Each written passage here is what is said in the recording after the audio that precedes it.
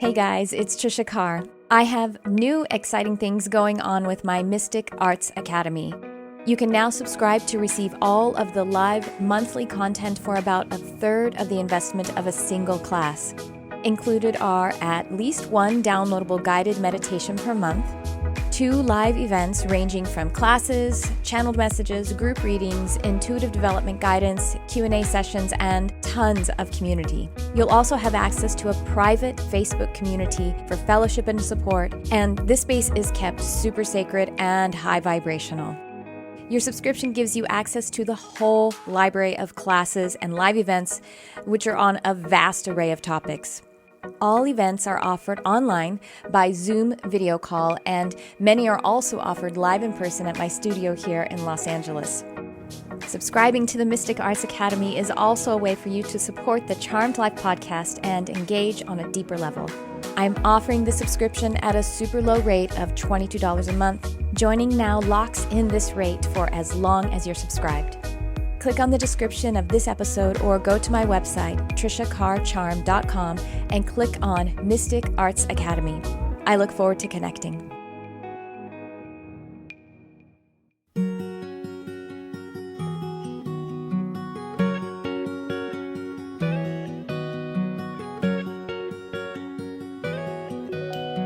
Welcome to Charmed Life, a multimedia podcast discussing spirituality, magic, and the unconditional love of the universe. Thanks for tuning in. And I am your host, Tricia Carr. Welcome to this episode. I'm really excited. This is a super fun episode. Do you guys remember a few months back, several episodes back, and I had on the artist Michelle Vazel, and we premiered her single, Fire Goes to Die, and she was in studio, and it was really awesome. And if you don't know what I'm talking about, this is an episode from, like I say, several months ago, and you can check it out. And I have another amazing musician, and he's also a healer in studio today. So welcome to Charmed Life, Jacob Mondry. Hi, Jacob. Hey, thanks for having me. Oh my gosh, I'm so excited to get to know you. So we actually met through Michelle. Yes. And so you have so much going on. I don't even know where to start. Why don't you tell us about your journey? Because you are a healer. You have a specific healing modality that you practice, but then also obviously the music and the creativity is your healing. Mm-hmm. So let's hear the story. Yeah. How did it all start? Well, I've been a singer and a songwriter for about 10 years, and I love doing it, and I feel like writing songs and performing is healing for myself, and I like to write songs that heal people that are open to it. Mm-hmm. So the songs tend to be about, they're about love and relationships, but they can be about healing, and my newest song is about healing through being grateful for the earth. Oh, that's so aligned with everything that I do. So like I said, we haven't met before. We don't know each other. And so you probably don't know a lot of my work. I'm an animal communicator and nature telepath too, and I work with Gaia energy. And actually what I call myself, you asked me what I teach, what I actually align with is that I'm a teacher of nature and spirit. So beautiful. I see, the inner planes are helping us to ascend just as much as the higher planes or the higher frequency planes. I kind of just see them as mirrors, as above, so below, right? Beautiful. Wow, that's amazing. So what's the name of the single? It's called Standing on the Face of the Earth. Yeah, that's right. I did hear that. I saw the live performance of it. We'll put links in the post for you guys to be able to catch all of the different... You have a video with it too, of it? Yeah, there's a video as well. Okay, cool. So that's beautiful. And what is this journey been like for you? How did you come in? Tell us about the Balinese healing modality that you work with and some of those experiences. Yeah, so I study with a channel as well. Her name is Candace Silvers. Oh, okay, great. In Toluca Lake, right by here. That's amazing. I have to have Candace on. Yes. I'm like, I love her already. Yes. Okay. So she leads retreats to Bali, to Marrakesh, to Italy, all around the world. And about 10 or so years ago on a retreat to Bali, she was introduced to many healers. On one of these particular retreats, she met this one healer who was doing a modality called Shiva Murti. Mm-hmm. And the modality was so mind-blowingly brilliant. it was in the middle of the jungle, by the way. I mean, it took years to find these healers because they're not really accessible to Western people. So in the jungles of Bali, she found this particular modality that was so incredible. So then fast forward a couple of years, she really wanted to learn this modality. So she was able to track down the master teacher of this modality in Bali. Wow. And we went and we met him and we said, can we learn this modality? And he, through a translator, because they don't speak English, through a translator, he said, absolutely, come back next year and I will teach you to do this. So Candace said, do you want to do this with me? And I was like, yeah, this sounds amazing. And she said, we're probably not going to be able to do this. Only Balinese people do it. We don't understand their culture and their perspective on life, and we're going to do everything we can to learn it, but there's no guarantee we're going to actually be able to do this. It'll just be a great story that we can tell our grandkids we went to Bali and learned a healing modality. Yeah. But lo and behold, we were able to do it. And we brought it back to America and started healing people. People with, basic things like back pain or with, injuries. But then we started healing people who have stage 4 cancer, people who can't walk. Wow. One of the people that Candace healed wasn't able to walk 2 months ago without, what do you call a walker? And she just got married about a week ago, and she sent us videos of her dancing at her own wedding. That's amazing. So we didn't know it was going to be able to do this. We saw Balinese healers helping people walk, but we didn't know we would be able to do it, and stage 4 cancer. So now hospitals in LA are starting to do pilot programs to research this modality because they cannot understand how it's able to do this. Wow. So they're sending us their patients that they're not really sure how to help. And they're doing studies to see if it, how it works. And so it's just you and Candace who have this now in the U.S. Are you teaching other folks? We were in the first group. Candace brought a group of her students to Bali to learn the first time. And somebody filmed that trip. An award-winning filmmaker is one of Candace's students. Her name is Tommee May. And she said, Candace, can I film this retreat? Who knows what we'll make of it, but, can I try? And Candace said, sure. It'll be very strange, I'm sure, but good luck editing it. And lo and behold, she created a brilliant documentary that is in film festivals across the world. I love it. And it's now streaming on Gaia. Really? Yeah. Oh, that's amazing. So the documentary is called The Sixth Floor. Okay. And it's about us learning this modality in Bali. It's about Candace's work. It's about how Western medicine is a great tool, but there's so much that Western medicine isn't able to do and touch and heal. Right. So here's another opportunity. Because in Bali, it's a third world country, so most of the people there can't afford Western medicine. So they never inbred out healers.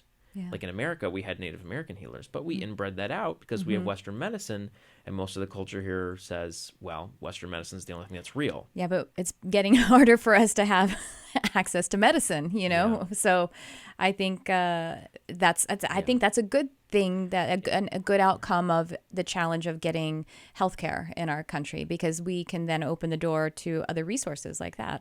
Yeah, it's forcing us to go back to healers. Yes, exactly. That's wonderful. I want to see that documentary. I'm going to have to check out all of this stuff. I'm really excited. So, by the way, so another thing that I'm a hypnotherapist, and one of my specialties is to work with creative artists to enhance both their professionalism and their financial abundance, and also their creativity in their profession. That seems to be a juxtaposition, but I help people to enhance that with the hypnotherapy practice. But hypnotherapy is really in alignment with all of that healing as well. I don't know if you know this, but people are able to use hypnosis for anesthesia, because some people are completely allergic to anesthesia, and with hypnosis they can be under and have major surgery, like with organs and things like that. So what we can do with our being outside of outside of science, or really metaphysically, above the science, is really powerful. So that's amazing. So UCLA Medical Center, are they actually using it? They're the ones who are studying it? Is that what you said? They're researching. They're doing basically before and afters. So they have patients who are before they work with us, and the healing modality we do is called Shiva Murti. So they do tests before, and then we give healings on them, and then they test them after. So this is their pilot program into seeing what the effects are.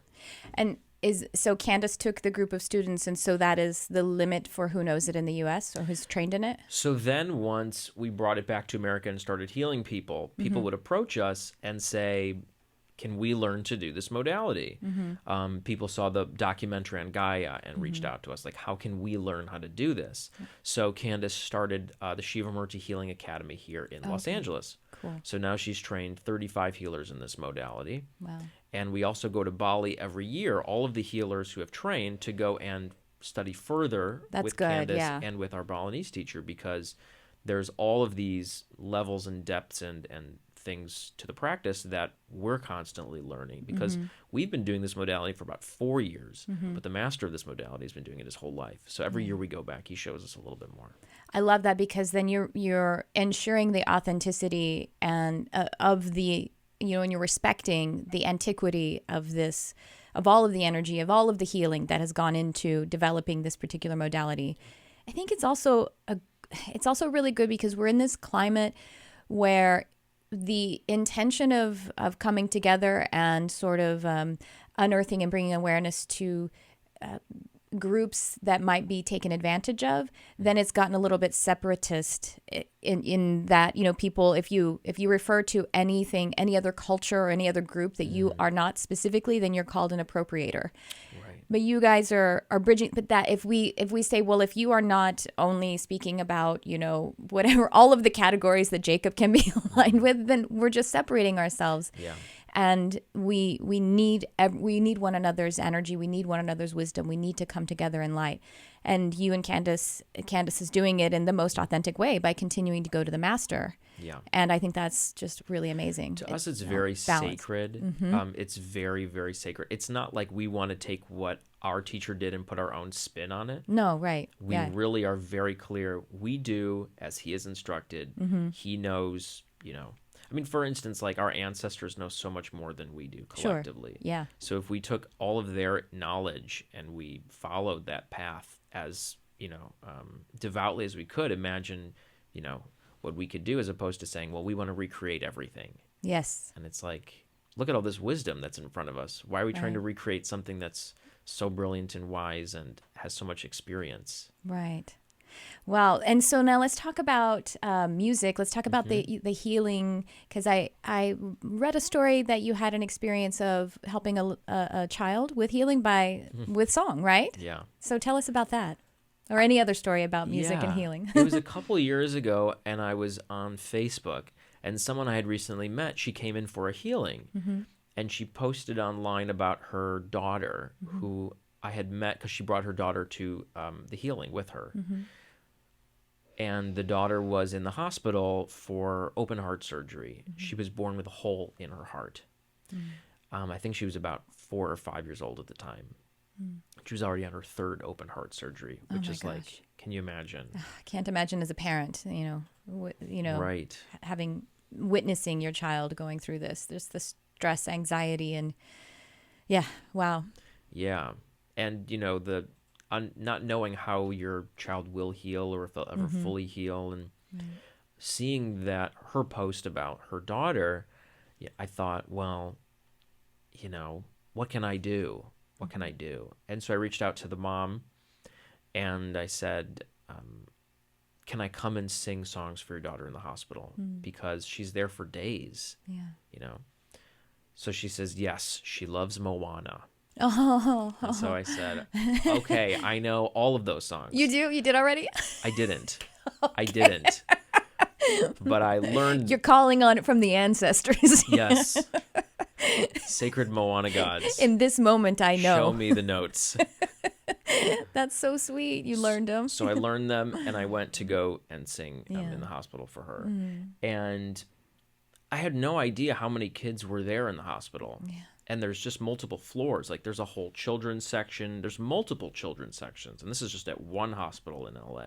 Yeah. And then there's cancer floor, and then there's a chemo floor. And there's just like, there's so many sick people in one building. Yeah. And so I went and sang for this girl, And I had met her before, like a complete light. Like she is just a light, pure joy. And she was just not that when I saw her. She was so heartbroken and so depleted, and to sing for her and even see a little bit of that spark come back. You know, I thought, well, there's so many people in these hospitals who need that. You know, they go to the hospital for the medicine and the surgery, but while you're there, you have other needs. You need to be entertained. Yeah. You need to be taken out of your pain. You can't just sit in your pain for however long you're there. You need to be lifted out of it. The joy. You need joy. You still need joy. Right. Not still, maybe even more than ever. Exactly. Yeah. But where is that? How do they get that? And the energy in hospitals is so thick. It's so challenging. As a person who's healthy, who you go in and you know, and a child is completely open and so sensitive. So I one time had to go to the emergency room for, I don't remember what it was actually. It was just an injury. It wasn't something that devastating.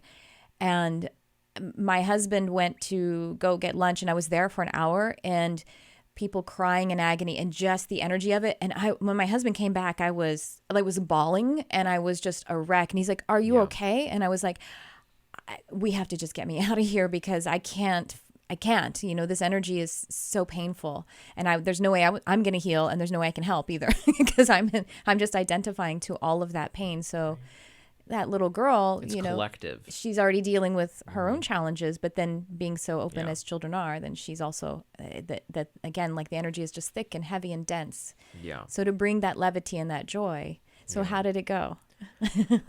Well, it went well. You know, I actually left kind of heartbroken. Not that I had, you know, really done a lot, but that I had done a little. And that there was just so much more that could be done.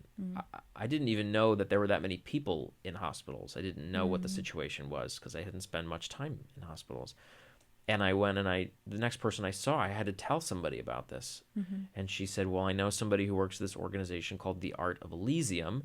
And what they do is they bring singers and painters and dancers and theater people and filmmakers into hospitals or into assisted living centers to work with and entertain people who live there. And so I said, well, that sounds like something I want to do. Yeah. So I work with the Art of Elysium, and I go into hospitals and places like this, and I sing to them, or we write songs together. And it's really cool because I imagine it's very, very difficult to not see yourself as hurt or injured, and to identify that's who you are when you're in that situation for so long, and just to be reminded like that you're just a person, that you're, you know, you can be in joy, that you can have a good time even in a hospital. Is just, I think people really gravitate towards that. Yeah. And they're like, oh wow, like this is great, like this should be a natural part of healing. Yes, absolutely. And again, with our culture here in the West, we just forget that, and we, you know, we're focusing. It's like we've become a little hyper focused on the science the last 100 years or something, which is okay. It's the swing of the pendulum, and there's education and help there. I actually, one time when I was studying, I studied voice for 20 years, but like choral music is my thing.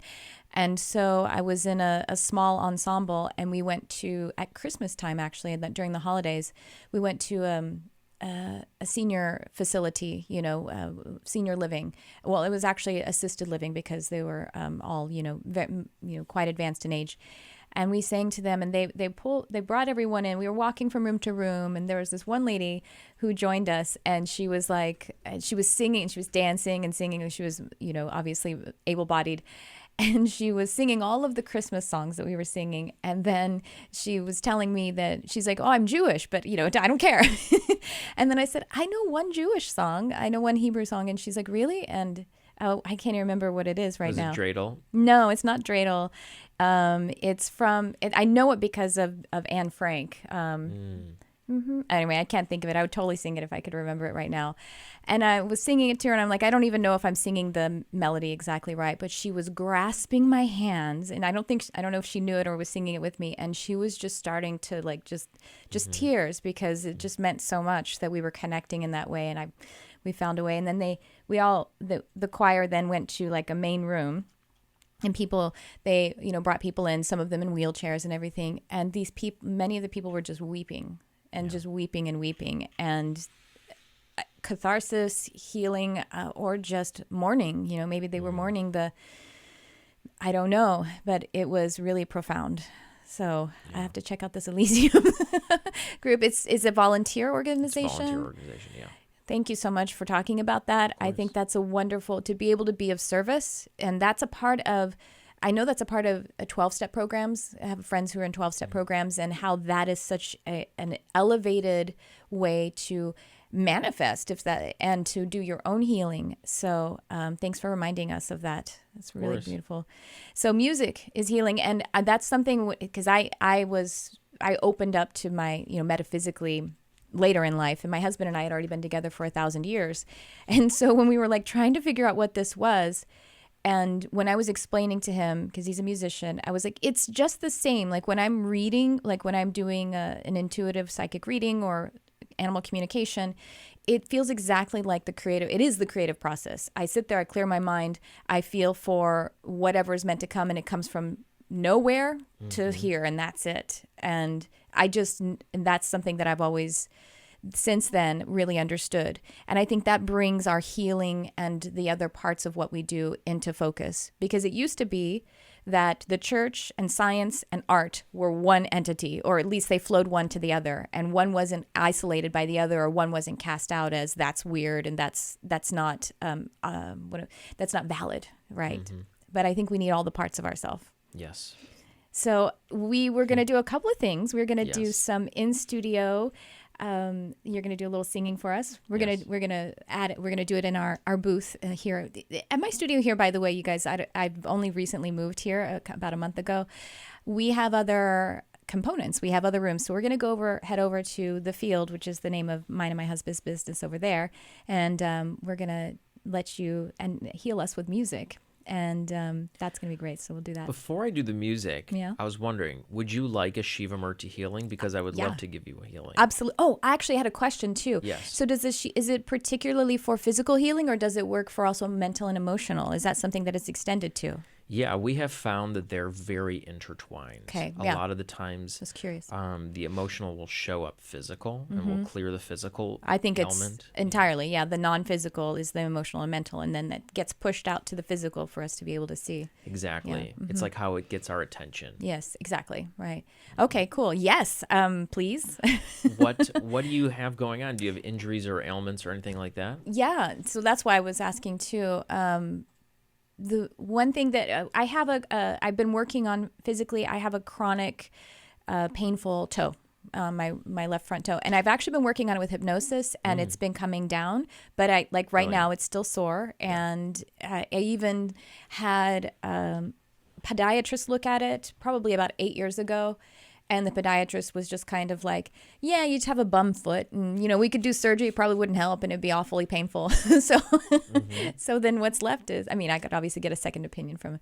Do you know how it got caused or when it happened? He says, the podiatrist says it's just like the construction of my foot. It just like one bone is a little long, and but it's probably degenerative too, just with age, because I don't remember it bothering me 15 years ago. And I've always been an avid runner, so I would have marked it. Right. I have a marking of it being in my awareness as of about 10 years ago. So I've been dealing with it for about 10 years. Great. Yeah.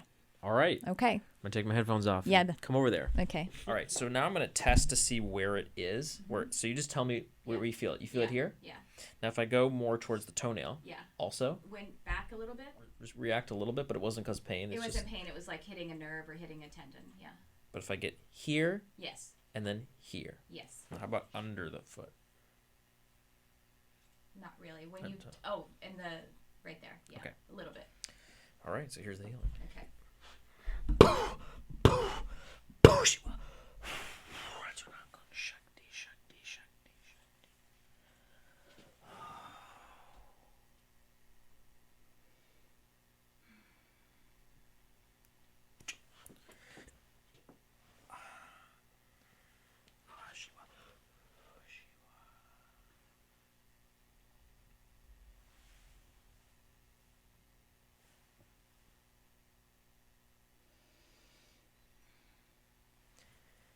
Now, if I press down here, do you feel it? Not the pain, no, Just normal pressure. yeah. Okay, now I'm going to check to see if there's any more pieces of it or if it feels better. It feels better, but it's moving toward the end of the toe. Great. Now it moves. Oh, you're very in tune. You know that it's moving. Yeah.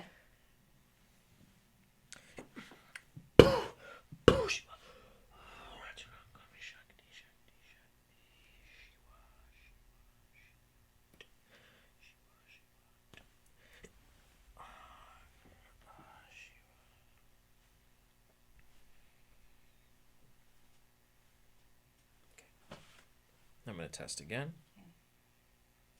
Better? Yeah, I don't really feel anything. Oh my gosh. Better? Yes. Better? Yes. There you go. Oh my gosh, that's amazing. Wow. Do you have anything, Kurt? You want to get on deck? What do you got? Shoulders? I mean, I've been having a shortness of breath lately when I'm, Oh. but I just went up to. I was just kidding, but do we have time? Do you want to do it? Yeah. Is there a video on you, or do you want to come over You here? he can come sit here. Okay. Great. Yeah, let's switch. Are you a smoker? No, I'm not. I Can just you haven't do been this? running as much lately, I think is what it is. Do you feel a sharp pain, or Yeah. it feels not great? Yeah, it does. Yeah. Okay. Oh, God.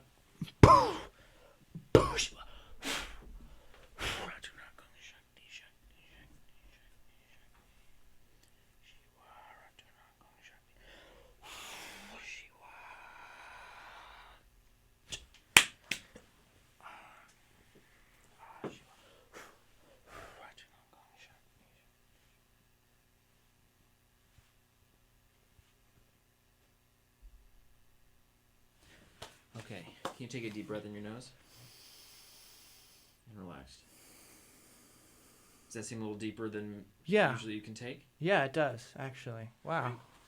We'll switch positions. Kurt is often exposed to amazing stuff, but he's never been on the dock. Yeah, on the actual docket. It's great. That. The man behind the curtain comes in front of the curtain. Yeah. Wow, Jacob, that was amazing. Yeah, my pleasure. I'm really excited. So I'll report back with you guys for Kurt and me because it'll continue to unfold. That's what it does. And I fully expect and affirm the continued flexibility and pain-free, flexibility and comfort and ease of the healing of my toe. So thank you so much for that. Yeah. Well, let's head over to the studio then. Sounds great. Okay. And so we'll see you guys in another clip. Thank you again, Jacob Mondry. You guys check out all of the links in the post. If I don't talk to you at the end of this, check out all the links in the description so that you can find Jacob, his music, and everything else that he is up to. Do you think we could put a link to the documentary on Gaia as well? Yes, absolutely. Great. So that's in there as well. Tell us the name of the documentary again. It's called The Sixth Floor. Love it. Okay, great. So we'll see you guys in just a minute.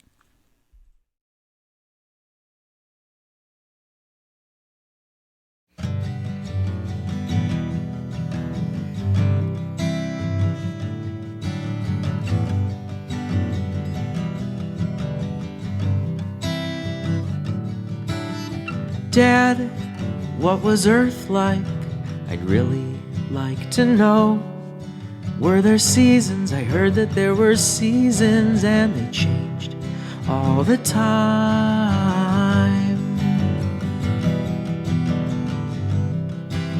Son, we have everything we need here on our new home.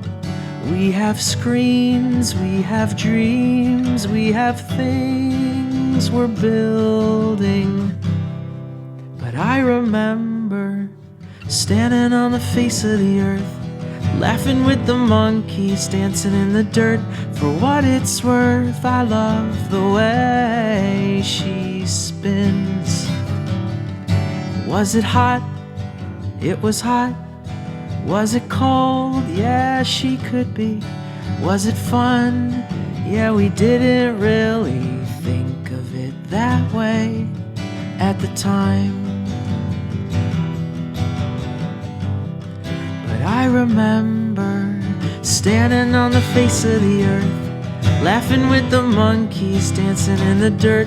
For what it's worth, I love the way she spins.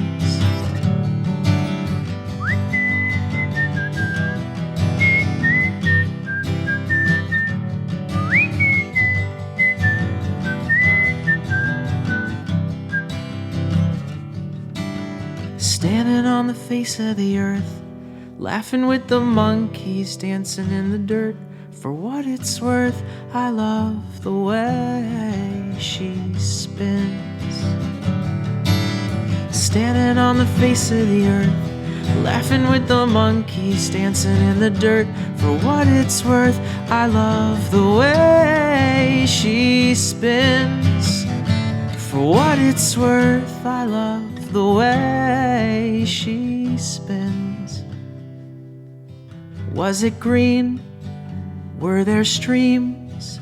Was the ocean really waving?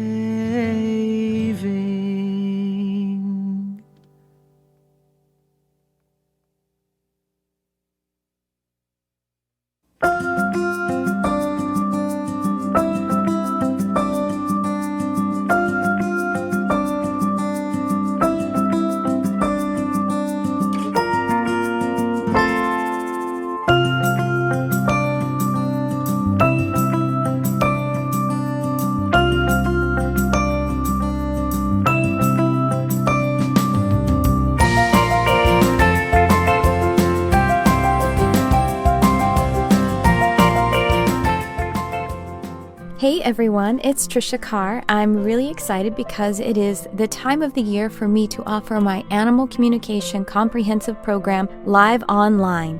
Whether you are interested in the profession or if you would like to connect more deeply with your own animal family members, having an understanding of this form of telepathy will enhance your life and all of your other intuitive gifts. About once per year, I offer this program live, and that time is now. It is starting in December of 2019, and this particular live program has some bonus time added in. So the way this program works is it is delivered live online, and we also have a private study group of a beautiful community of like-hearted animal and nature lovers. Go ahead and check it out. The link is in the description, and I hope to see you there. Thank you so much for your love of animals, for your love of our planet, and for shining your light on our beautiful world.